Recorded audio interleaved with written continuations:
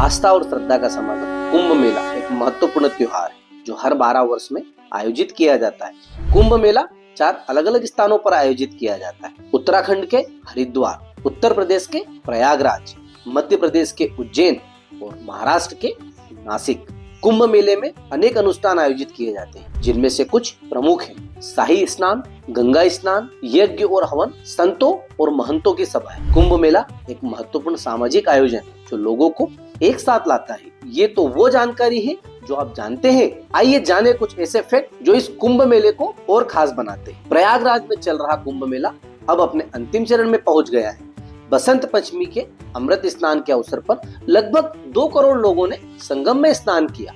इसके पूर्व मौनी अमावस्या को हुए अमृत स्नान में करीब 7.5 से 8 करोड़ लोगों ने गंगा जी में डुबकी लगाई।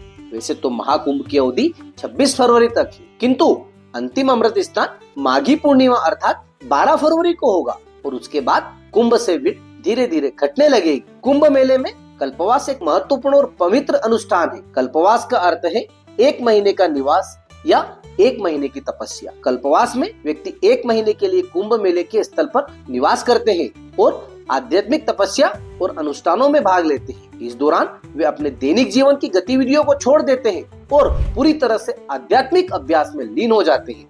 इस बार के महाकुंभ में लगभग 15 से 20 लाख लोगों के कल्पवास करने का अनुमान है। कल्पवास की अवधि पौष पूर्णिमा से माघ पूर्णिमा तक होती है। कुछ लोग 1 बार, कुछ लोग 2 बार और कुछ लोग तो प्रतिदिन 3 बार भी गंगा जी में स्नान करते हैं और भोजन दिन में 1 बार ग्रहण करते हैं या फलाहार करते हैं। साथ साथ ब्रह्मचर्य पालन और सत्य वचन का भी व्रत लिया जाता है। सरकार का अनुमान है कि लगभग 40 से 45 करोड़ लोग कुंभ में सहभागी होंगे और सबसे अधिक लोगों के आने का अनुमान मौनी अमावस्या के दिन ही था। इसके लिए सरकार ने बड़े ही व्यापक प्रबंध भी किए। 4000 हेक्टेयर का मेला क्षेत्र बनाया गया। 2019 में जो अर्ध कुंभ हुआ था तब के मेला क्षेत्र से अब के मेला क्षेत्र में 25% की बढ़ोतरी हुई है। लेकिन इससे ज्यादा महत्वपूर्ण है घाटों की लंबाई।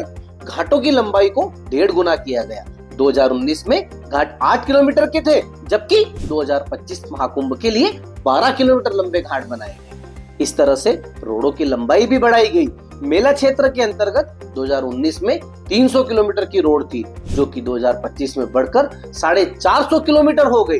सरकार ने व्यापक प्रबंध के लिए लगभग 7 से 8 हजार करोड़ रुपए का खर्च किया है और जितने भी तीर्थ यात्री इस महाकुंभ मेले में आएंगे उनके माध्यम से लगभग 40,000 करोड़ रुपए का रेवेन्यू जनरेट होने का अनुमान। 2019 में 1,14,000 टॉयलेट बनाए गए थे, जबकि 2025 में 1.5 लाख टॉयलेट बनाए गए और उनकी साफ सफाई के लिए 10,000 सफाई कर्मी रखे गए। लगभग 45,000 पुलिस कर्मी 24 घंटे सुरक्षा व्यवस्था की देखभाल कर रहे हैं और पूरे मेला क्षेत्र को 55 पुलिस स्टेशन में बांटा गया है। पार्किंग के लिए जगह भी बढ़ाई गई है। 1300 हेक्टेयर की जगह इस बार 1900 हेक्टेयर की जगह पार्किंग के लिए रखी गई। प्रशासन को बहुत बड़ी संख्या में लोगों के आने का अनुमान था ही और इसलिए प्रशासन ने तैयारी करने में कोई कोर कसर नहीं छोड़ी। एक बहुत बड़ा काम तब हुआ जब त्रिवेणी संगम पर मात्र 85 दिनों के भीतर 2 हेक्टेयर जमीन रिक्लेम की गई और इस तरह से 2019 के मुकाबले संगम की कैपेसिटी 3 गुना बढ़ाई गई। इसके अलावा 4 ड्रेजिंग मशीनों की सहायता से 26 हेक्टेयर जमीन रिक्लेम की गई। ड्रेजिंग मशीन वह है जो नदी की तली में जमा गाद को बाहर निकालती है। मेला क्षेत्र वैसे तो बहुत बड़ा है, बहुत विशाल है, 4000 हेक्टेयर। 1 हेक्टेयर में 10,000 वर्ग मीटर होते हैं, यानी 100 बाई 100 मीटर। और एक व्यक्ति एक दूसरे व्यक्ति से यदि 1 मीटर की दूरी पर खड़ा हो तो 1 हेक्टेयर में 10,000 लोग समा सकते हैं। इस तरह से 4000 हेक्टेयर में 4 करोड़ लोग समा सकते हैं। तब दिमाग में विचार आ सकता है कि इतना विशाल क्षेत्र होने के बाद भी भगदड़ क्यों मच गई। इसका सीधा सा जवाब यह है कि ये सारे लोग गंगा जी की तरफ अर्थात स्नान करने के लिए जाना चाहते हैं। भीड़ का दबाव संगम और गंगा जी की तरफ होने के कारण 4000 हेक्टेयर के क्षेत्र में तीर्थ यात्री समान रूप से बिखरे नहीं रहते हैं। उनका कंसंट्रेशन नदी किनारे बहुत बढ़ जाता है और जब वीआईपी लोग बड़ी संख्या में आते हैं तो व्यवस्था बिगड़ जाती है। अभी तक तो यह जानकारी में आया है कि वीआईपीओ की ज्यादा तादाद होने के कारण ही मौनी अमावस्या को भगदड़ मची और 30 लोग मारे गए। इस प्रकार की भगदड़ उज्जैन के महाकाल में भी हुई थी और उसमें भी भक्त लोग कुचले गए। उसका कारण भी वीआईपी दर्शन ही था। मिस्टर योगी की तमाम कोशिशों के बावजूद वीआईपी कल्चर को समाप्त नहीं किया जा सका। हालांकि इतने बड़े आयोजन को इतने अच्छे तरीके से करने के लिए योगी जी की तो चारों तरफ से दिल खोल के प्रशंसा हो रही है। अभी तक लगभग 30 करोड़ लोग महाकुंभ में पधार चुके हैं। नदी में डूबने या बह जाने जैसी कोई दुर्घटना, एक्सीडेंट नहीं हुआ है या कोई छोटा मोटा अचीवमेंट नहीं है। अकेले मौनी अमावस्या के दिन करीब 7.5 से 8 करोड़ लोग कुंभ में शामिल हुए थे। फ्रांस और इंग्लैंड की आबादी भी 8 करोड़ से कम है। जर्मनी की आबादी 8 करोड़ से थोड़ी ही ज्यादा है। सीधे शब्दों में कहें तो जितनी कई देशों की आबादी नहीं है, उतने लोग कुंभ में एक दिन में आ जाते हैं और सुव्यवस्थित अपने घर लौट जाते हैं। यह महज एक धार्मिक आयोजन ही नहीं है, ये भारत की योगी सरकार का वेल प्लान मैनेजमेंट है। 2019 के अर्थ कुंभ में 24 करोड़ लोग आए थे, लेकिन 2025 में अभी तक ही 30 करोड़ से अधिक लोग स्नान कर चुके हैं।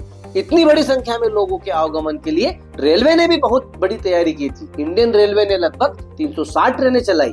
इसमें से 110 तो रेगुलर ट्रेन है, 190 स्पेशल ट्रेन और 60 मेमू ट्रेन है, अर्थात 300 ट्रेन तो लंबी दूरी की और 60 ट्रेन छोटी दूरी की है। इतनी बड़ी संख्या में लोग कुंभ में पधारे और स्नान भी किया, और उसके बावजूद हम यह कह सकते हैं कि कुंभ लगभग बिना किसी विघ्न के संपन्न हो जाएगा। इसलिए पुलिस और प्रशासन को तो क्रेडिट देना ही होगा, लेकिन उससे 10 गुना क्रेडिट जनता को देना होगा, जिसने सेल्फ डिसिप्लिन और पेशेंस का परिचय दिया। वरना इतनी बड़ी संख्या को कोई भी पुलिस बल नियंत्रित नहीं कर सकता। नियंत्रित करने वाली शक्ति पुलिस बल नहीं, श्रद्धा, आस्था और विश्वास है। पिछला महाकुंभ 2019 में हुआ था, तब मिस्टर योगी को सत्ता संभाले मात्र 2 वर्ष हुए थे।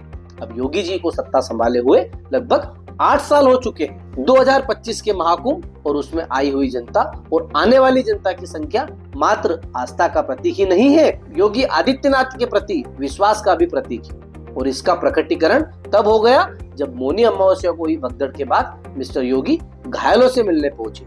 सामान्यतः ऐसे अवसरों पर लोग मंत्रियों या अफसर से लड़ लेते हैं, लेकिन घायल लोग भी योगी जी को धन्यवाद ही दे रहे थे।